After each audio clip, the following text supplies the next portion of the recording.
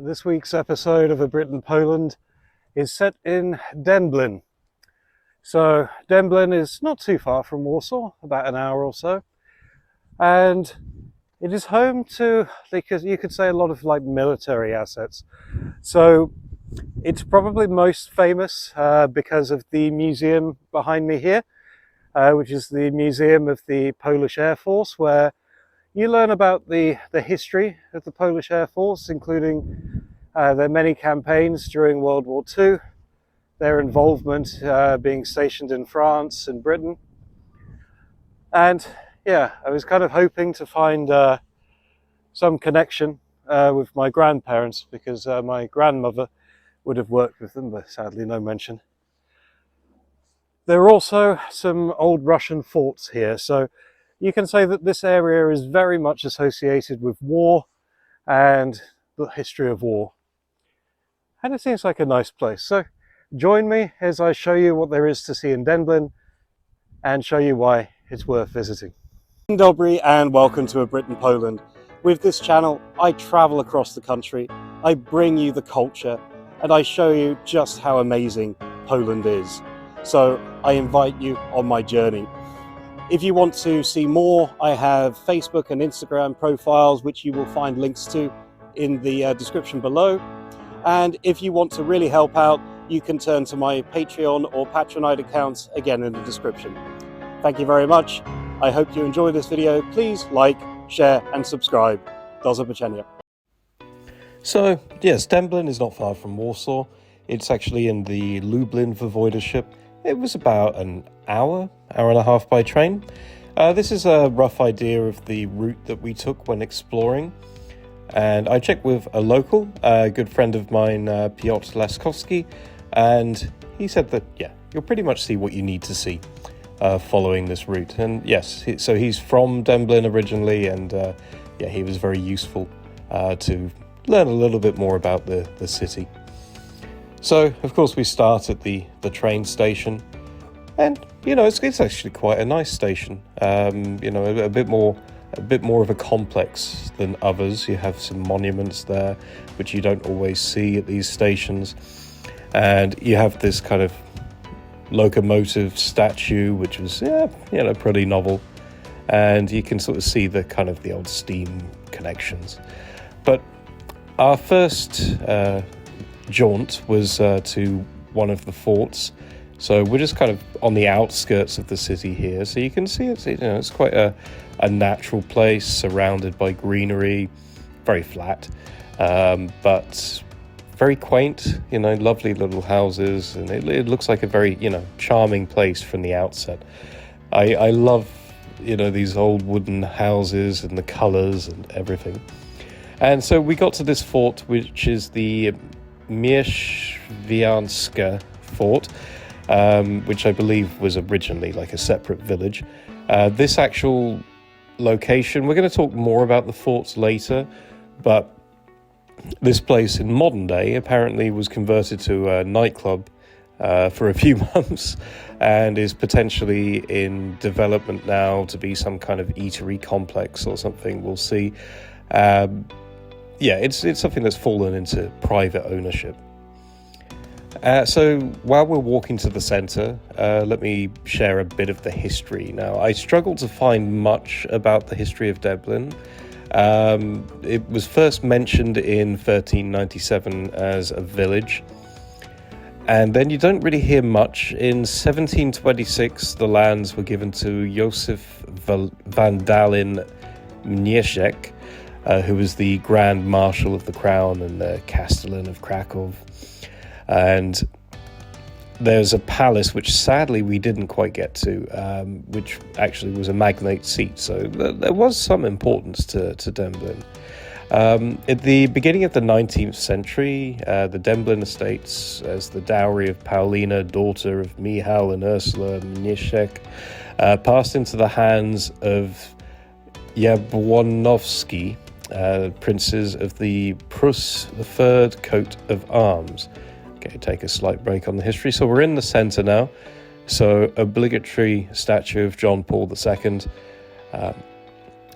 who I think there was some recent anniversary, and there was this really cool like monument, which is basically like a giant map of Poland, and I don't know if it's deliberately looking like a fort, but it was cool. You get to see like the main cities, and you can see like the main paths of the rivers, such as the Vistula, and this is a fairly fun, novel thing. I'm wondering if, like, in the summer months, that it's a kind of a fountain and you get to see the water. That would be really cool. There was this monument here, which is something to do with the pilots, I believe, because it's talking about the eagles, and we're going to get a little bit more onto the eagles here. Here's the town hall, which is a fairly modernish looking building. So now we get to the main attraction, which is the Polish Aviation Museum, which was opened in 2011. I love the fact that you have this avenue of aviation, and so you have lots of like famous generals and pilots and such marked on the pillars, and also there are all these kind of plaques on the ground. You have a real kind of sense of kind of grandiose with this site, and I mean I'm going to talk about a little bit about the history of the Polish Airforce, because it is a very significant part of Poland's history, and it actually started in 1918. And it began essentially with planes left that were abandoned in Poland after World War One. And so I think, like German fighters and the like, there was quite a surge in aviation advances and developments in the interwar period, with the first Polish plane being designed by Władysław Zalewski in 1920. And during that time, England, the King of England, apparently supplied a few planes. There was equipment purchased from France, Italy, and Germany, and like the Polish would craft aircraft from French designs in Warsaw, Poznan, and Biała Podlaska.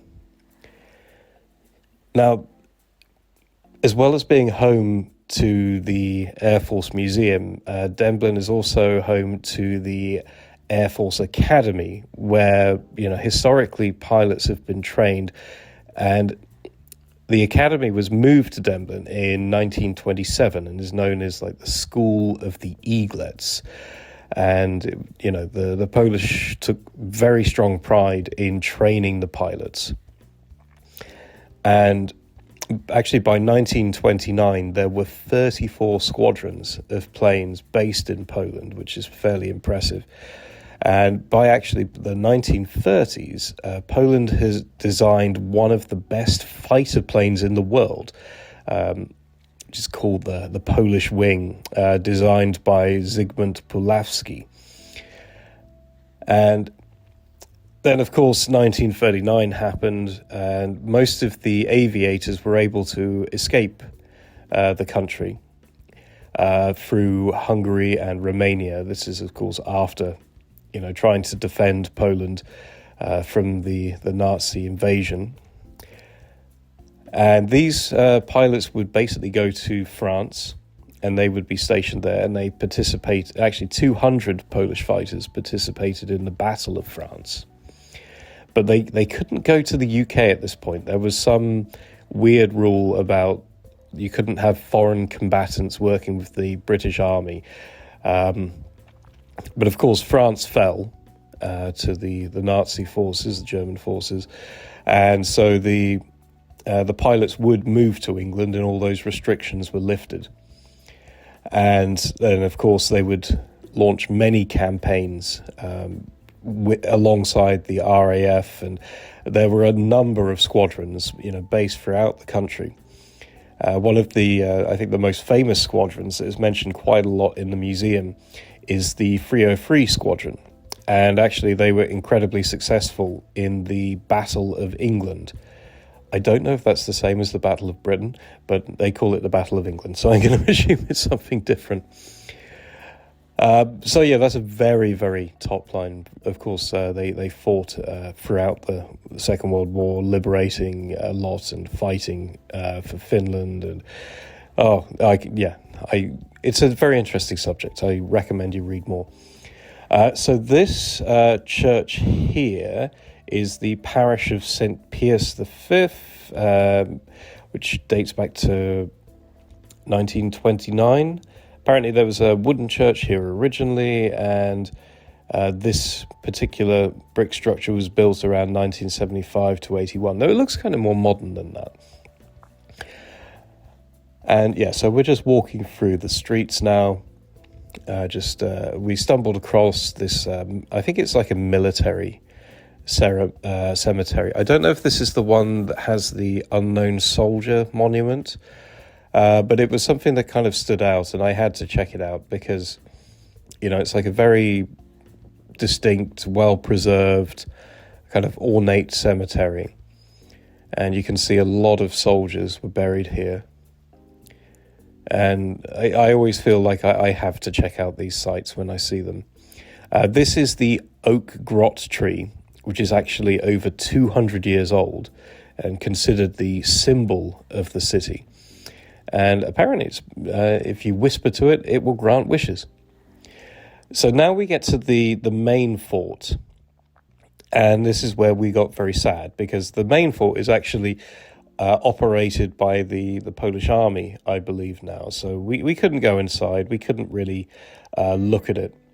But there is a whole series of fort complexes. So we saw the first fort, and this is like the main one. These were built by the Russians in the 19th century after the November uprising. In fact, in 1914-15, there was heavy fighting between Russian, German, and Austro-Hungarian troops, and the fortress was a prisoner of war camp during World War II. And yeah, so we're just walking through, and this is a classic Polish Fiat, I think, and yeah, it's a very notable car, very distinctive in Polish history. I'm going to have to talk about these cars because the Polish people love them. Yeah, so we're getting back to the other end of the fort now. And so you can actually see these vehicles here, and I'm guessing these are, in live action. This is as close as I could get to the other entrance of the fortress. I tried to get closer, and some chap started shaking his head, and I'm like, okay, I better go. Dęblin is on the Vistula River, and we crossed over, which was good fun because it got very windy, and you can see a bit of a storm was brewing. There was a bit of snow, but we wanted to get over to this monument, which is a monument to Fort Gorzykówka, or no, anyway, it's so we wanted to see this monument. We were getting quite tired, so we're heading back now. Heading in the direction of the train station. After, I think we only did about 17 kilometres in total on this walk. But you can see that this is, I think, the municipal cemetery in the centre. And we're seeing a few monuments as we go. Some nice houses that look more like a business. And now we get to another couple of churches. This is the modern one, but this one we're seeing now is more interesting. It's the Church of Christ the Merciful. And this is the wooden church, which I think was in place in the other church. And that was actually moved to Dęblin in like 1928, 1929. We had a quick peek inside the church, but when I see people in there praying, I don't want to venture too far in to disrupt. And yeah, it's it was a pretty cool day. Like, it was a nice place to explore. I'd check it out.